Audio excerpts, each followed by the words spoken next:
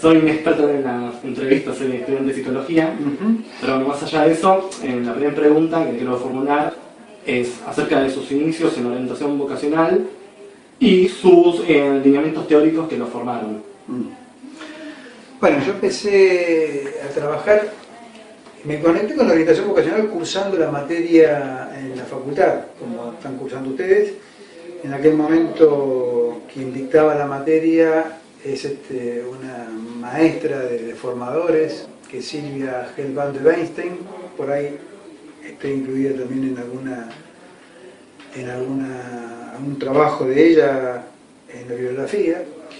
Digo que formadora porque Silvia ha sido pionera en las prácticas de orientación vocacional junto con otros colegas que son los autores que más se leen en Argentina.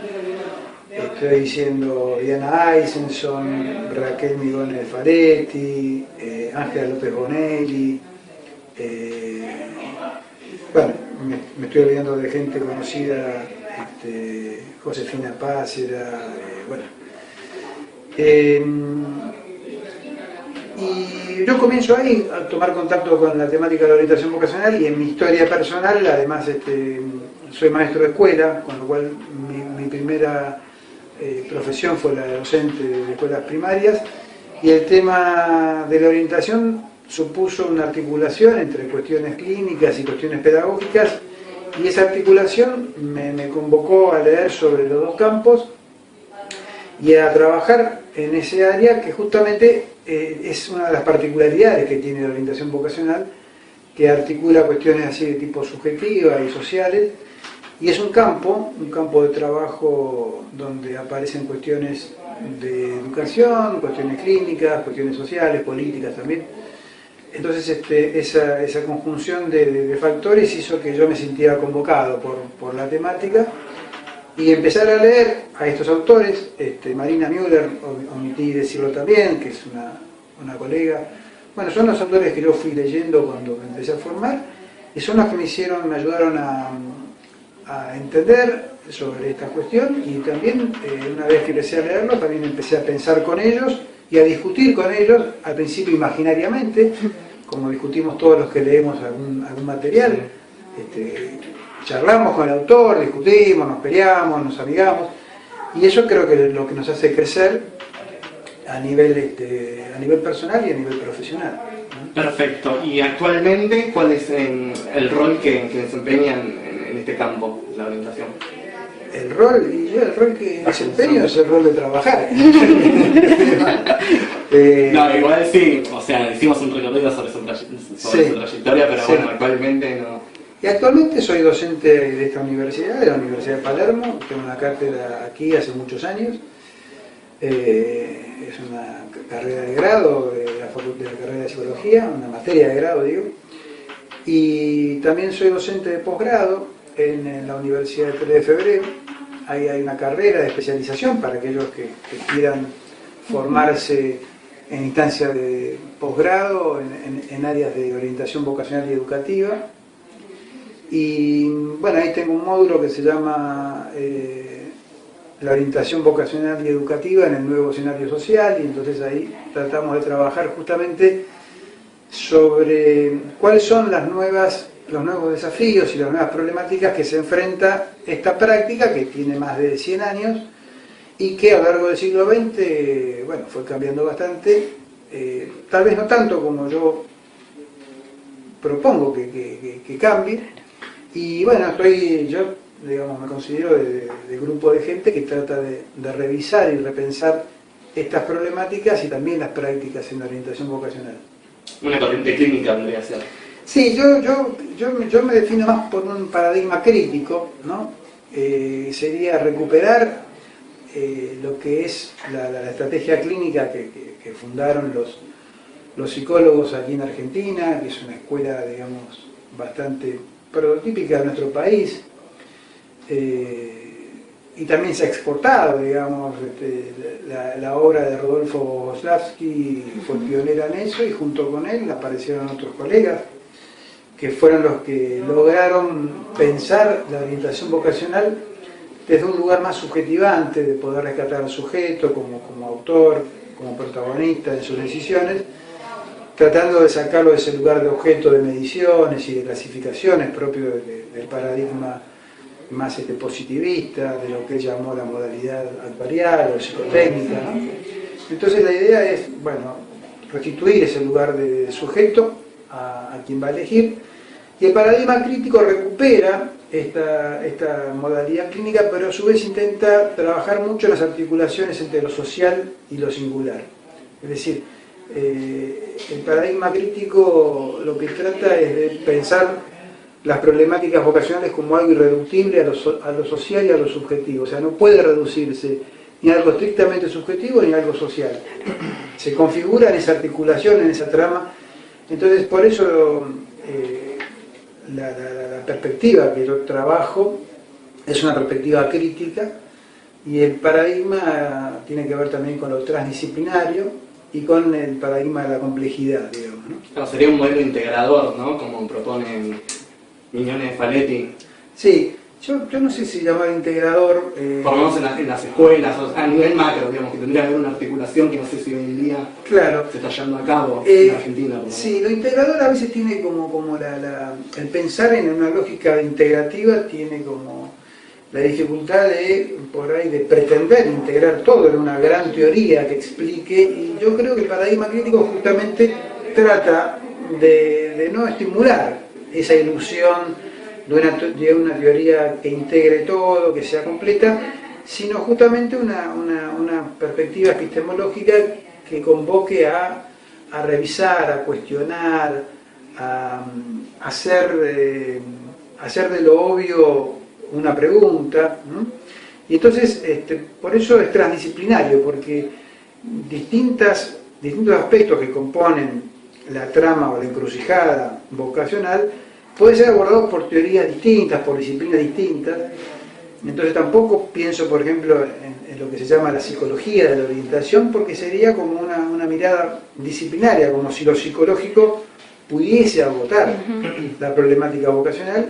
Y lo que venimos pensando de este paradigma crítico y transdisciplinario es pensar que las disciplinas como herramientas de pensamiento para tratar de abordar las problemáticas de distintos lugares disciplinarios. Perfecto. Otra pregunta que tenemos la necesidad de hacerle: ¿cuáles cree que son los problemas que están teniendo actualmente los jóvenes en elegir un futuro? Un proyecto futuro. Sí. Bueno, hay... Actualmente, a diferencia de la problemática que se le presentaba a usted en sus inicios, sí, en la práctica. Sí.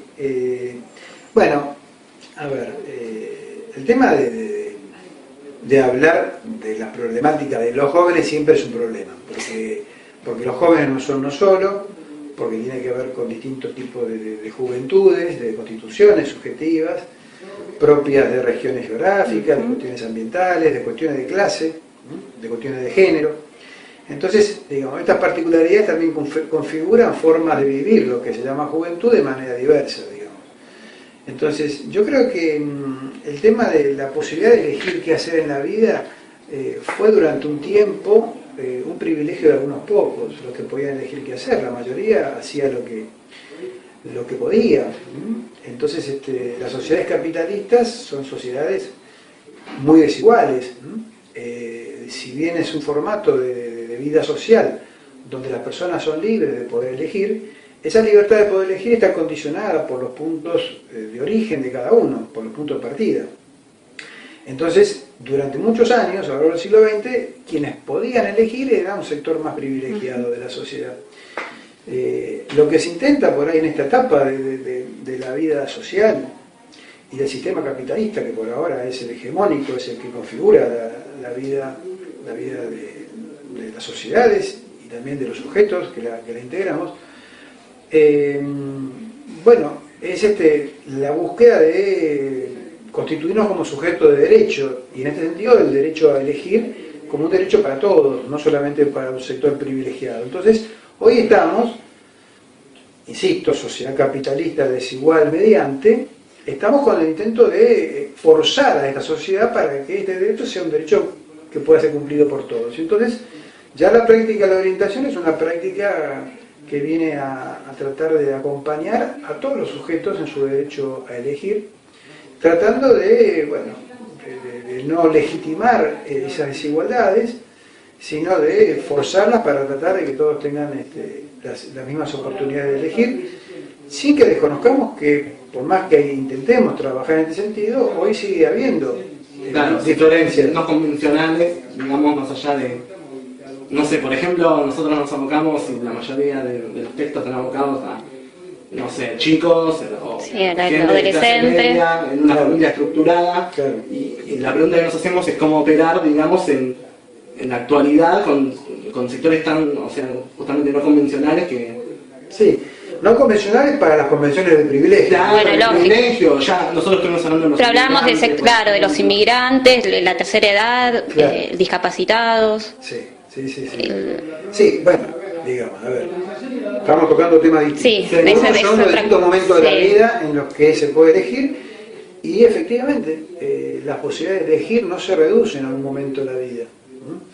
Sí sabemos que hay un momento de la vida, tal como está conformado la vida social actual, a través de los sistemas educativos, donde un sujeto prácticamente apenas nace, ya se incluye en la maquinaria de un sistema educativo, va desde jardín de infantes, por la escuela primaria, la secundaria, y entonces, como la escuela secundaria hoy es obligatoria, digamos, el trayecto que va a recorrer un sujeto desde que nace hasta ese momento es un trayecto obligado. Esto no quiere decir que todos recorran ese trayecto de la misma manera. Es decir, los itinerarios subjetivos son justamente los caminos que cada sujeto va recorriendo a lo largo de ese sistema, que establece un surco por donde se van dando.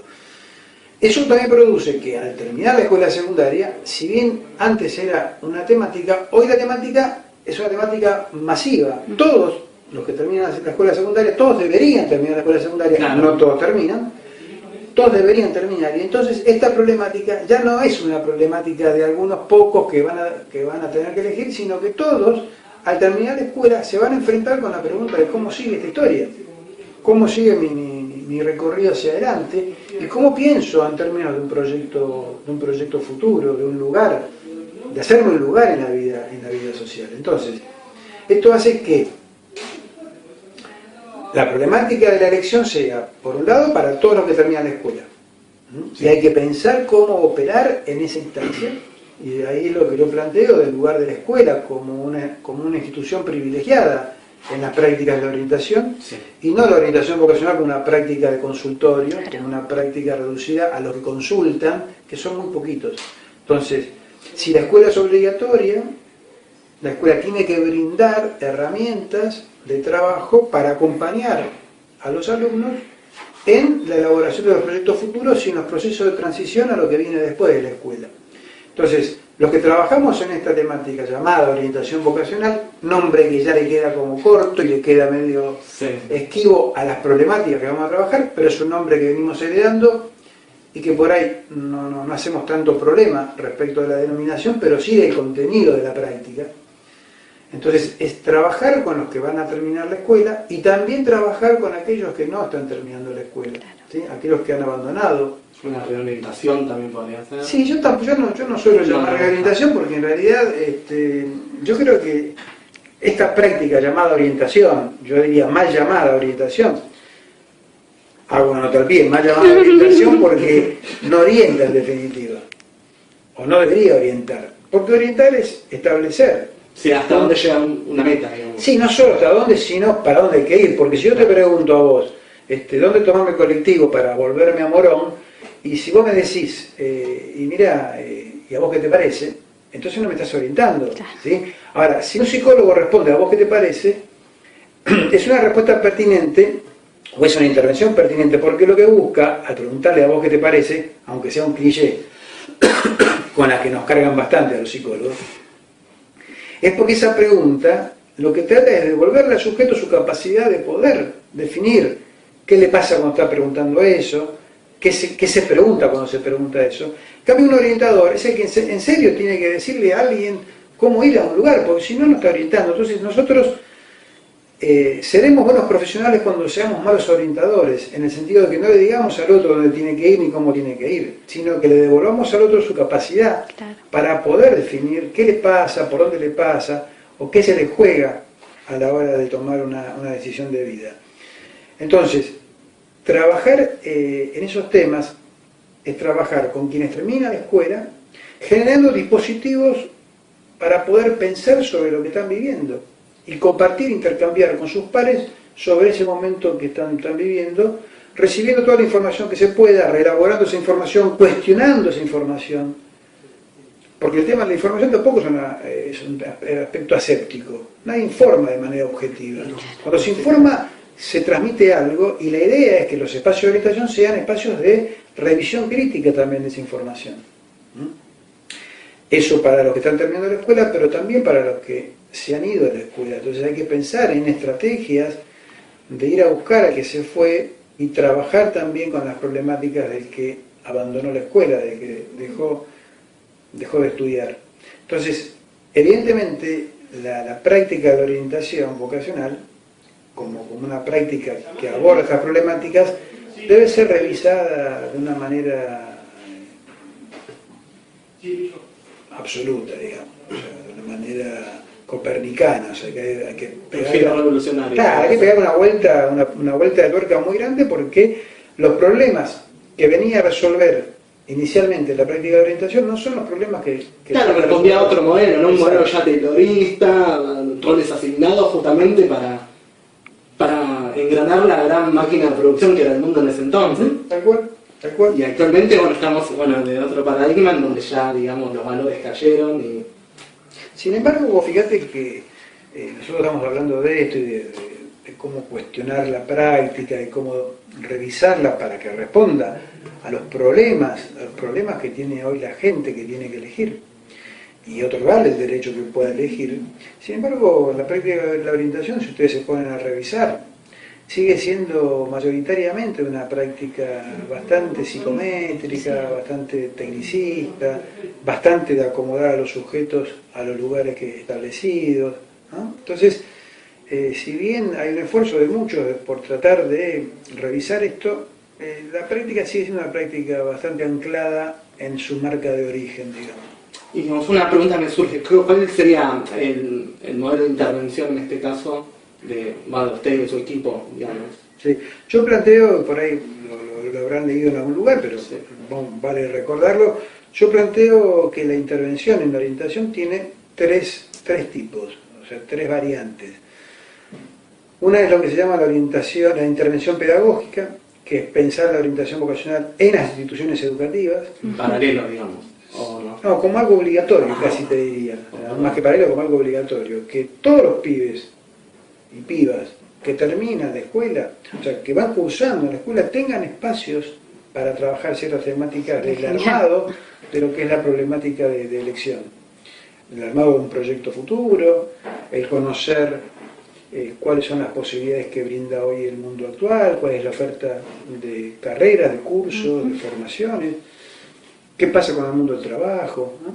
Entonces, esa temática es una temática que debe ser trabajada a nivel de las instituciones educativas, en las trayectorias educativas y en los momentos de elección fundamentalmente. Por eso planteo que tiene lo que se llama un eje diacrónico y un eje sincrónico. El diacrónico es que las prácticas de la orientación vayan acompañando todo el recorrido por la formación escolar, educativa, con algunas prácticas definidas en esos momentos, pero fundamentalmente el eje sincrónico, que es cuando se juega la problemática de elección, o sea, cuando se está terminando un nivel o un ciclo educativo y ahí tenés que elegir, estás obligado a elegir, o sea, no podés continuar, tenés que elegir si vas para acá o para allá. El mundo te lo demanda, la sociedad te lo demanda. Entonces ahí hay que generar un dispositivo específico de orientación a nivel escolar, para todos, porque ese es un problema de todos, ¿sí? Entonces, la intervención pedagógica es para los que están allí, los que están en las instituciones educativas. La intervención psicológica ya no es para los que están ahí, o sea, para los que están transitando la vida de las instituciones, sino para aquellos que consultan algún servicio, algún área, porque demandan de analizar o pensarse qué les pasa a cada uno de ellos a la hora de elegir lo que van a hacer. Entonces, una intervención psicológica es la que se organiza a partir de una consulta, lo que llamamos una demanda. Hay alguien que se pregunta algo y que consulta a otro, que es un profesional, para trabajar y darle curso a esa cuestión. Esa intervención psicológica puede ser tanto individual como grupal, ¿sí? Pero, insisto, la intervención psicológica siempre se organiza a partir de una consulta, que no es lo que ocurre en la intervención pedagógica, porque ahí nadie consulta, están ahí y lo que se trata es de transmitir y de elaborar y de generar actividades que permitan poder pensarnos en el mundo que vivimos y poder imaginarnos trayectorias futuras, ¿no? Y por último, un tercer tipo de intervención es lo que llamamos una intervención comunitaria, que está pensada básicamente para aquellos que ya no están en las instituciones, por dos motivos: porque terminaron y no se insertaron ni en el mundo educativo ni en el mundo laboral y quedaron como a la deriva. Entonces esto pasa mucho al terminar la escuela, para muchos que buscan algún tipo de proyecto y no lo terminan de armar, y entonces quedan bastante como aislados y bastante como desanclados, ¿no?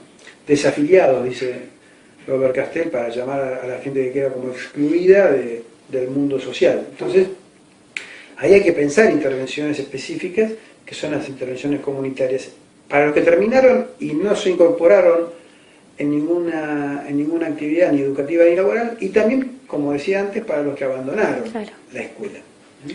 Entonces, eso requiere de programas específicos, de tratar de trabajar la reincorporación de esos sujetos a los circuitos más instituidos, o sea, el circuito del estudio o el del trabajo.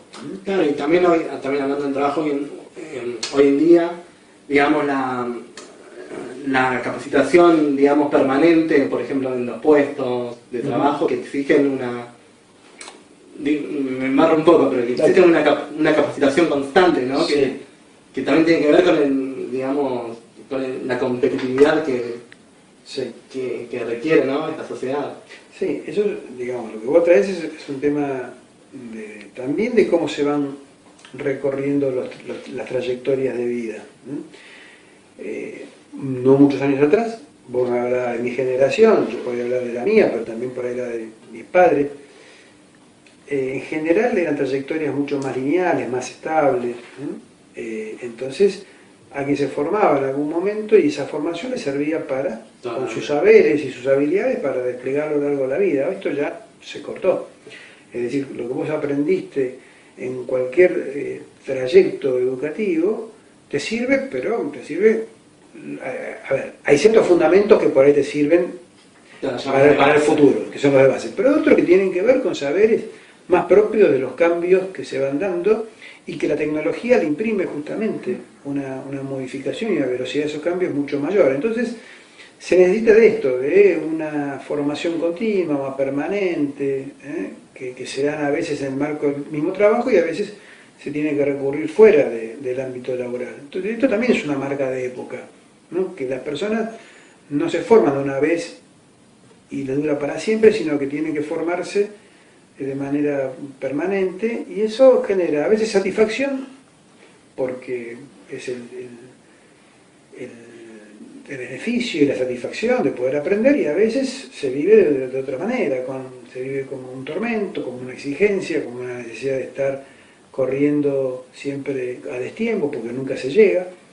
Y entonces, bueno, cómo impacta esto en las personas es bastante variable, siendo, como decías vos, que nuestra sociedad es una sociedad muy competitiva y donde en general prevalece aquel que tiene ciertos valores que por ahí son los que sintonizan mucho con un sistema como el que vivimos, pero que le hacen mucho daño a la vida en comunidad, en cooperación, ¿no?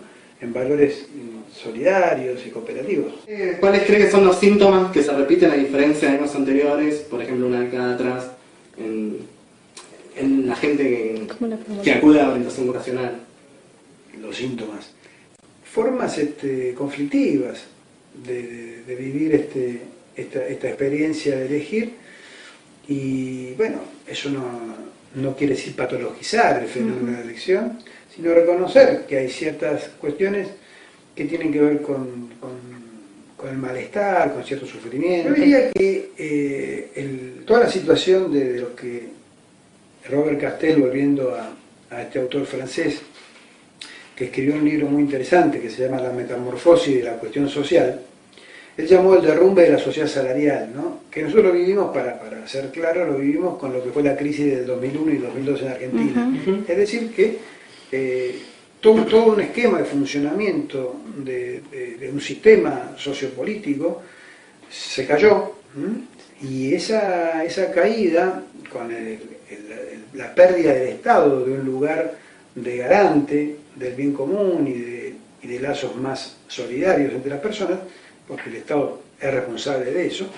Cuando el Estado, digamos, queda desplazado por el mercado y el mercado ocupa el lugar central, el mercado se rige por otros valores.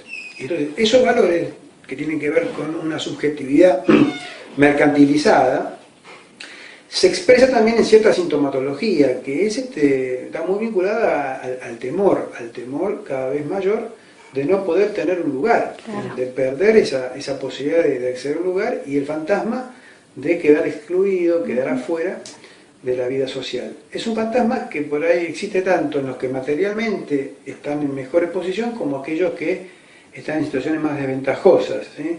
El temor a quedar fuera es un temor muy fuerte, y entonces para muchos la cuestión de elegir lo que van a hacer es como una especie de garantía de poder ocupar un lugar y no perderlo. Entonces eso se expresa mucho con fenómenos de incertidumbre, de inseguridad acerca de cómo van a ir armando su proyecto futuro, y tiene como distintos tipos de defensas psíquicas.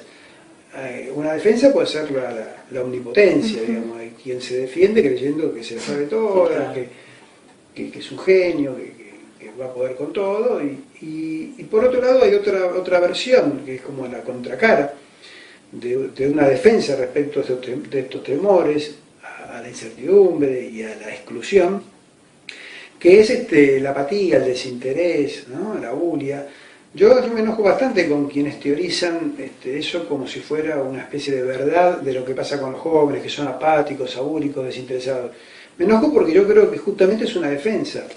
Es una defensa contra el temor, ¿no? Yo creo que justamente cuando uno tiene la posibilidad de hablar con los jóvenes y poder rascar un poquito esa máscara de apatía o de desinterés, y poder hacer hablar al sujeto acerca de lo que vive, de lo que padece, nos encontramos justamente con eso, con el temor a no poder armar un proyecto en la vida y a quedar como fuera. Entonces, justamente estas dos versiones, la omnipotente y la desinteresada, son versiones de defensas psíquicas, y cuando hay defensas, lo que justamente supone es la invitación a crear espacios donde podamos trabajar sobre esas defensas y podamos compartir entre todos, a nivel individual, pero también a nivel grupal, cómo elaborar estas situaciones como aspectos que son propios de la conflictiva del elegir, ¿no? Bueno, sin más, ya hemos cumplido. Muchas gracias. Muchísimas gracias. Y saludos a todos los alumnos de la cátedra de orientación vocacional de la Universidad de Morón. Y estudien mucho, y los espero en este campo de la orientación vocacional, que es muy interesante y nutritivo. ¿Hay algún link, algo donde se pueda llegar a ver cosas que tenga usted hacia audiovisual? En el sitio de Punto Seguido, ¿no? Que es www.puntoseguido.com, ahí hay algunos videitos de algunas entrevistas que también me hicieron, y algunos audios de algunos programas de radio, donde ahí se puede llegar a consultar.